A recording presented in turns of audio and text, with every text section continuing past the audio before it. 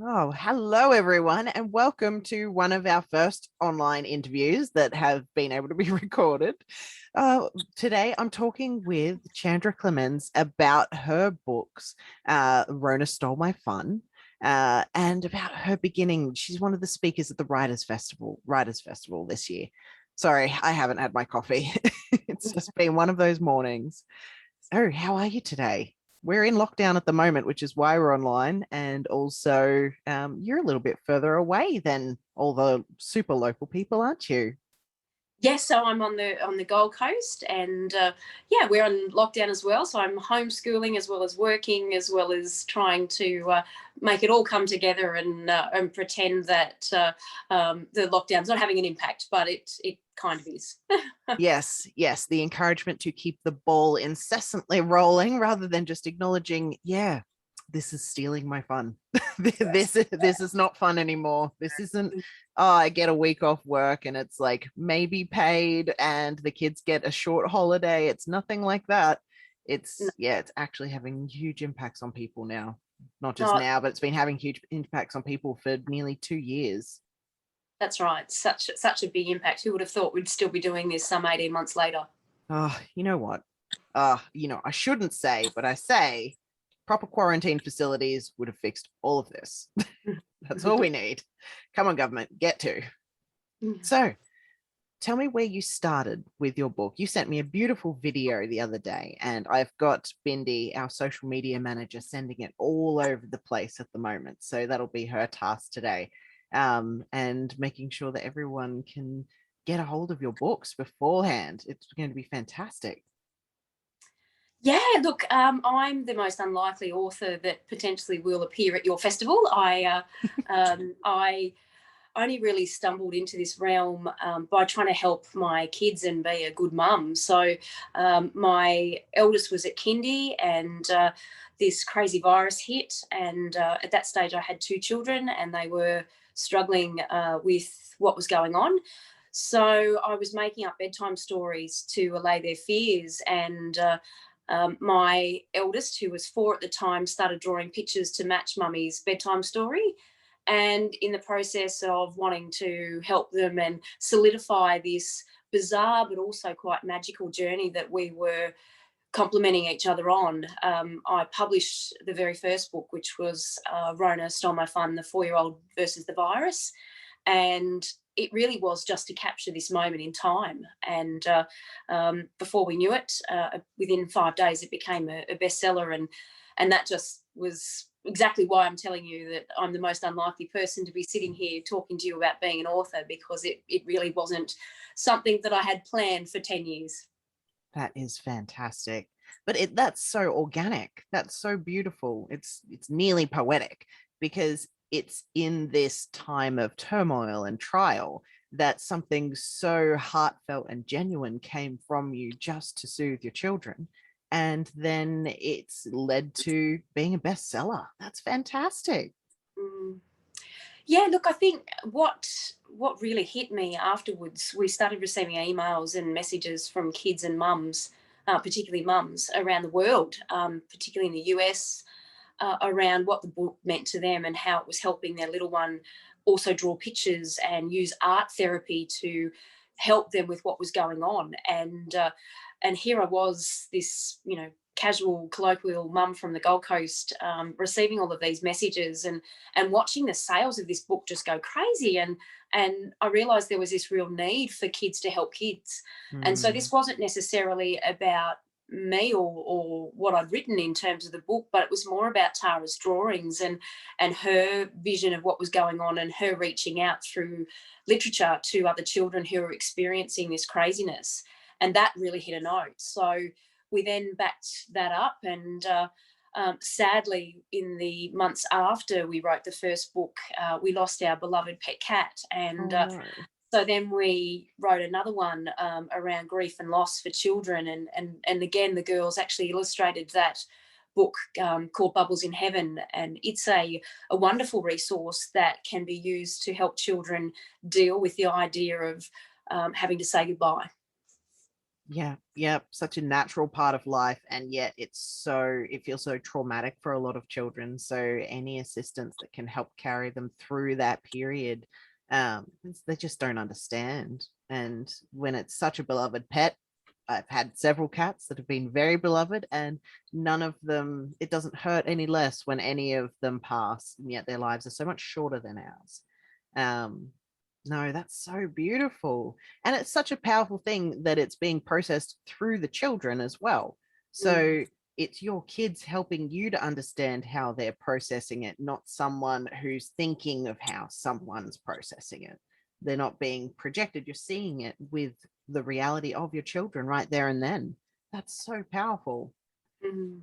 And Well, in both of those books, I think what really hit me is it's not about the accuracy of the story. So in the first book, we manifested this creature Rona, and she's this furry little crazy thing that chases grandmas around the street. And of course, that's not exactly what Rona or the coronavirus is.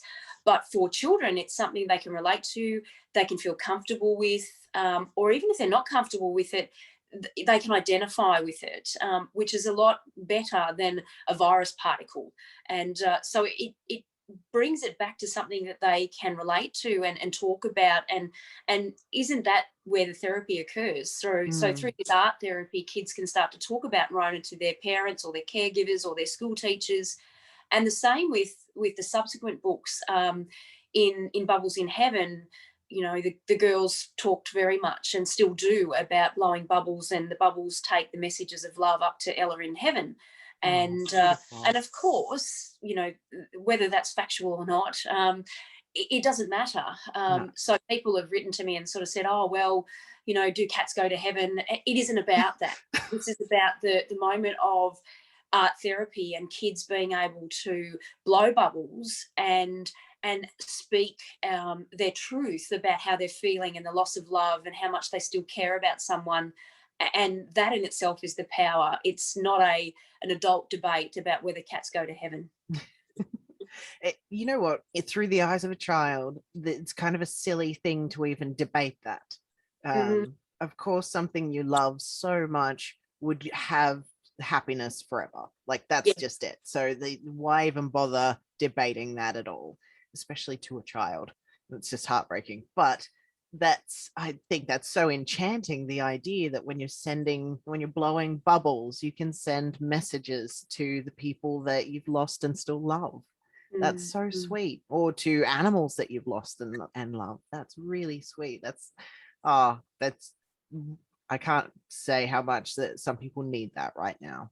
And I think that's really what your books speak to. It's what the people are in need of at the moment. Some people work, like you said earlier, for like 10 years to get their books done.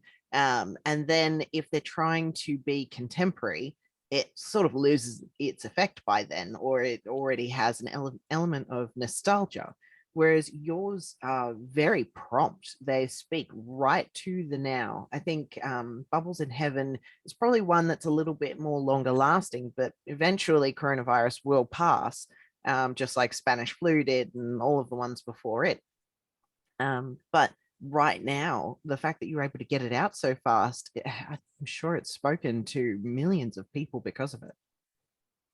Yeah, look, it was picked up by Playschool, the ABC, within months of it being released. The first book, the coronavirus book, and they actually, being a non-commercial TV station, they were looking at the fact that they wanted to make it freely available to educators, which we happily did, because at the end of the day, this isn't about a commercial desire to buy a yacht. It isn't that. It is really this philosophy around kids helping kids, and that's what's been amazing in the fact that not only have my children been significantly helped by the idea of dealing with these thoughts and emotions that are very adult, but keeping them in the childhood realm.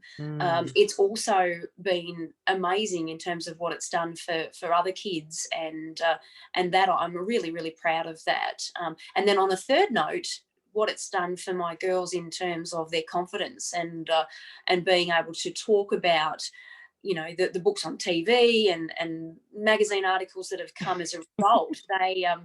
I've seen my little girls go from shy babies to confident in the fact that they love these books and they can tell you the story from rote. And we have book week in Australia coming up soon, and my 3-year-old, who's about to turn 4, in her world, the best books in the world are hers. So she wants to go to book week and represent our books, because that's the confidence and the backbone and the energy it's given to her as a future woman leader. Again, I think the word for everything that you've been doing is powerful. It resonates so beautifully. And you're absolutely right. The skills and the lessons that your girls are learning now are priceless. There's something that so few kids get to learn in such a positive manner. And I think that's so cute. If they do dress up for book week as any of the characters from their own books, please send me photos of that, because that's so charming. Yeah, look, I think you can pretty much guarantee that that's going to occur. And one of the other cute parts about it is that given their ages and what's actually occurred, my 5-year-old, who was the predominant illustrator, she refers to herself as an illustrator, and I have failed to correct that because I feel that that's extremely cute, and I'm happy for her to surge into life believing that she's a best-selling illustrator, and I will let her know later in life that it potentially has a few letters that are wrong there, but I love the cuteness of what we're experiencing at the moment. That's so sweet. Oh my gosh. So tell me a bit about the talk that you'll be doing at the Logan Writers Festival in September. Come hell or high water, we will be there. Yeah, look, I think my goal is to really talk about this philanthropic, therapeutic process of kids helping kids, and to reach out and touch anyone who might be thinking about writing children's books and helping others. I would really love to walk away from that festival having connected with the audience through the idea that we should all leave the world in a better place. So my presentation will be really around, how to empower children to have the confidence to create and invent their own stories, and what the book has actually done for my children and what it can do for others, and to really try and touch that artistic flair in the audience that may be sitting beneath a lack of confidence. So I'm hoping to empower and touch upon the need to leave the world in a better place and to unleash that hidden author in you. Yeah, absolutely. Oh, well, thank you so much for talking to me today, Chandra. This has been fantastic. And we will catch up very soon at the Writers Festival. Don't spread the Rona. Stay at home.